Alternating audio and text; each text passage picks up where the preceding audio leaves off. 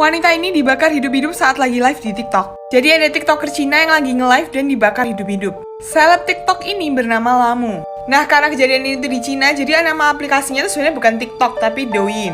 Cuman basically sama, cuman beda nama doang. Lamu ini adalah seorang influencer berasal dari Sichuan, Cina. Dan pada tahun 2020, ia tuh berusia 30 tahun dan sudah memiliki 2 orang anak. Dan dia memiliki followers kurang lebih 800.000. Nah, untuk konten yang diunggahnya itu adalah kegiatan sehari-harinya yang sangat-sangat alami karena dia ini tinggal di daerah pegunungan.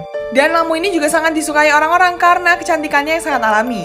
Lamu ini rajin banget bikin konten sampai pada konten terakhirnya pada tanggal 14 September tahun 2020. Dia lagi live stream di aplikasi Douyin itu, dia itu nari-nari, nyanyi-nyanyi, seru pokoknya. Tapi tiba-tiba waktu dia sedang menyanyikan lagu kebangsaan Tibet yang emang dia udah sering lakuin, terdengar suara dobrakan pintu sampai HP-nya itu jatuh ke lantai dan layar itu jadi hitam. Dan menurut para followersnya nggak lama setelah itu terdengar suara Lamu yang teriak-teriak kesakitan. Karena live-nya ini sebenarnya masih nyambung guys, nggak dimatiin.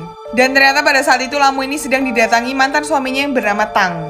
Nah, kenapa Lamu ini teriak kesakitan? Karena pada saat itu Tang itu membacok dirinya menggunakan golok yang udah dibawanya. Dan habis dibacok, Tang ini langsung menyiram bensin ke tubuh Lamu dan membakar tubuhnya. Sehingga Lamu ini terbakar hidup-hidup sambil teriak kesakitan. Dan suara-suara ini tuh masih terekam jelas di live streaming Douyin-nya Lamu. Sehingga salah satu followersnya itu langsung telepon polisi.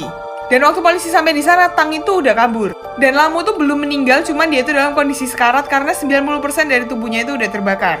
Lamu itu langsung dilarikan ke rumah sakit Chengdu di China dan mengalami koma selama 2 minggu. Nah, sebenarnya waktu koma itu Lamu itu sempat sadar, cuman sayangnya dia harus menghembuskan nafas terakhirnya pada tanggal 20 September tahun 2020. Dan suaminya si Tang ini ternyata langsung ditangkap di hari dimana dia melakukan pembunuhan tersebut. Dan waktu ditanya motifnya, Tang ini tuh bilang kalau misalnya dia itu sakit hati banget sama Lamu karena minta cerai untuk yang kedua kalinya sama dia pada bulan Mei tahun 2020. Dan hak asuh anak itu dua-duanya jatuh ke Lamu. Jadi awalnya Lamu sama Tang ini emang sepasang suami istri dan pada bulan Mei tahun 2020 Lamu ini menggugat cerai Tang dengan alasan KDRT. Tapi ternyata pada tahun 2018 mereka itu udah pernah cerai dan hak asuh anak itu terbagi rata, jadi satu ikut Tang, satu ikut Lamu. Tapi karena Tang ini gak terima digugat cerai, jadi dia itu ngancam Lamu bahwa dia akan ngebunuh salah satu anaknya ini yang ikut sama dia. Dan kalau Lamu gak mau kejadian itu terjadi, jadi dia itu harus nikah lagi sama Tang. Jadi ya Lamu ini gak punya pilihan lain dan dia nikah lagi sama Tang. Dan setelah mereka nikah lagi, Tang ini tetap melakukan kekerasan gitu loh guys. Dan akhirnya Lamu ini kabur dari rumah membawa kedua anaknya.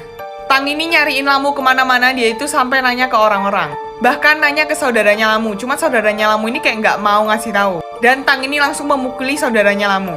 Jahat banget gak sih guys? Dan sampai sekarang kasusnya ini masih dalam investigasi. Jadi gimana guys menurut kalian? Komen di bawah.